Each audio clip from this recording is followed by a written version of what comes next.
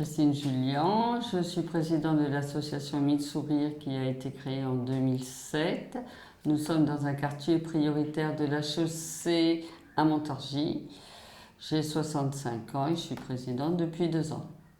Alors cette association a été créée en 2007, mais nous sommes sur le quartier depuis 2011.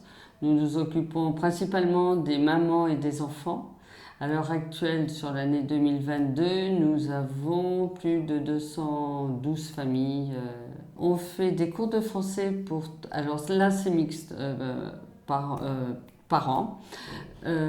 Cours de français adultes tous les matins. Nous avons ouvert des cours de français aussi spécifiques pour les Ukrainiennes qui sont arrivées au mois de mars. Nous faisons de la distribution pour les enfants de 0-3 ans, des couches, des petits pots, tout ce qui va à un bébé, des landaux, des lits, tout ce qui va à un bébé, des habits. Et nous faisons aussi du soutien scolaire aux enfants. Alors aujourd'hui, je crois que nous avons 35 enfants par semaine qui viennent au soutien scolaire. Il y a à peu près une cinquantaine de bénévoles parce que les anciennes bénéficiaires deviennent bénévoles. Elles veulent continuer à faire vivre l'association, donc nous avons beaucoup de bénévoles. On en manque encore surtout pour les cours de français et pour les cours des enfants. Là, c'est plus compliqué.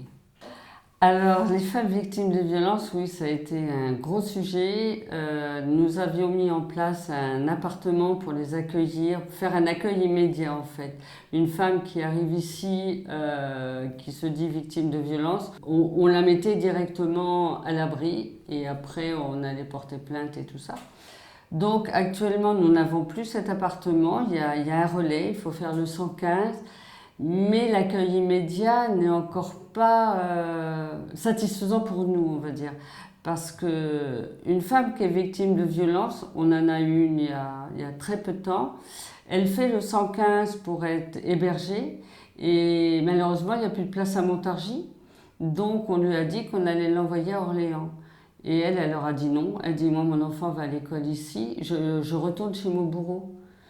Et que faire dans ces moments-là on n'a pas trop de solutions.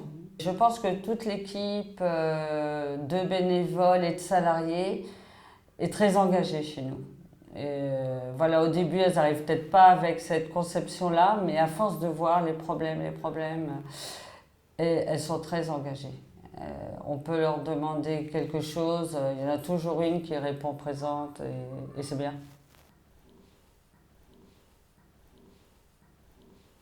Les valeurs sont l'égalité, déjà essayer d'avoir l'égalité par rapport aux hommes.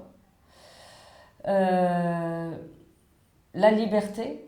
Alors pour nous, c'est une force, cette diversité, parce que dans le quartier de la Chaussée, il y a beaucoup de communautés.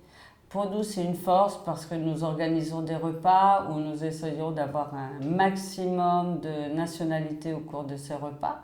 Au début, c'était très difficile. On voyait bien les communautés autour de la table, les dames avec les foulards, les dames Afrique noire, les européennes et tout ça, ça se voyait bien. Et là, nous avons fait une sortie la semaine dernière et on a vu que tout le monde se mélangeait. Et là, on a mis 11 ans, mais on y arrive. Et je trouve que cette force, oui, c'est une force. Et puis les mamans, tout repose sur elles. Donc si les enfants voient que les mamans vont vers d'autres communautés, je pense qu'au niveau des enfants, ça pourra faire boule de neige.